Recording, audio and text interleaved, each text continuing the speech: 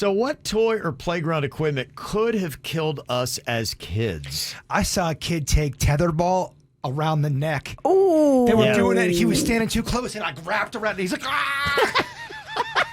I don't mean to laugh. Tetherball. Oh, Lake Park Elementary, dog. We had one of those, and nobody ever really knew what the heck you were supposed to do. And tetherball didn't make a lot of sense. And so all we would do is take the ball and try to slam and hit the other person on the other side. Yeah. And you're right, that rope, when it comes around, because it's a ball attached to a rope that's on a pole, and all kinds of people would have rope burns on their face and their neck. And Because you would headhunt.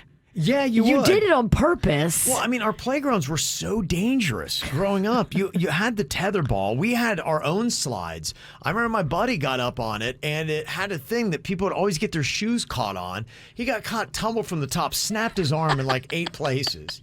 I mean, it was crazy. His arm looked like a Z.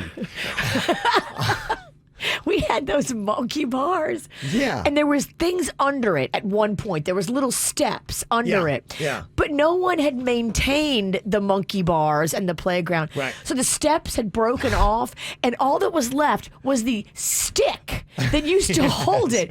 But it had fashioned itself into a frayed wooden point. So when you went over across the monkey, I saw That's so so many kids impale themselves. The 80s didn't keep up with their park in New Orleans. They didn't care about that. No, so we had our own set of monkey bars, and what they had done was they decided to mulch underneath where the monkey bars were, but it was the thickest mulch. It wasn't mulch; it was like bamboo shoots.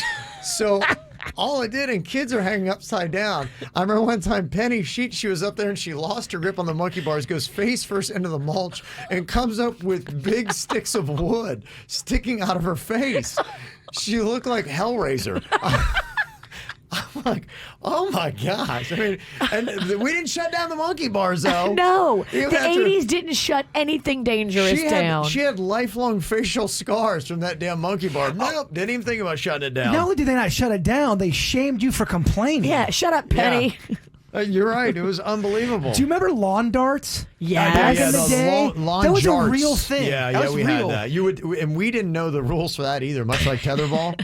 So all we would do, we had it, and it was just this metal rod, and it had, what you would see a quiver on the end, but it was a plastic quiver. That dart flare thing. So the way we played lawn jarts is we would get 3 or 4 of us, and we'd stand in a circle, and somebody would throw it straight up in the air, and you had to try to dodge it when it came down. Yeah, they said in Canada, lawn darts caused at least 55 serious injuries back in the day. That's just the Canadian stats. I haven't got to the U.S. yet. We would throw it as high as we could, so you almost couldn't see it. It was so far up. Throw it into the sun. You had no idea where this thing was going to go. But, we're so dumb because there was a big, sharp mental point at the end that's meant to stick in the ground. Totally. Yeah. It is a stabbing mechanism. In April 1987, Michelle Snow was killed by the lawn dart. Wow. Yeah, It there's would've a killed whole us. section of it. It would have Damn. killed us. We were so risky and dangerous and dumb. Yeah. There was one, and Kimberly just hit us up on the WRMF app, and she said that thing that would go around in circles, and remember that you'd hold onto the bar, and then your friends would run around the outside of it, try to Yes. spin you around as fast as possible, and then people would hold on for dear life, and people would lose their grip. It was always the weak kids.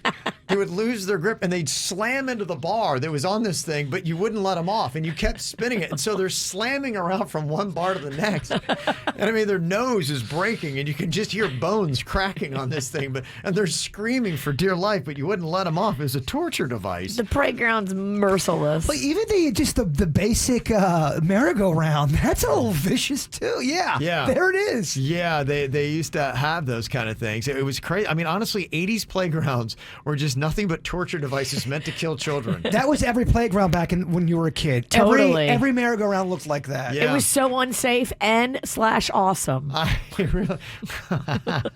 I don't know how we survived that decade. My kid wouldn't survive it. Yeah, My right. kids are too soft. I know. Our kids now, if we want to thin the population, just start opening up 80s playgrounds again.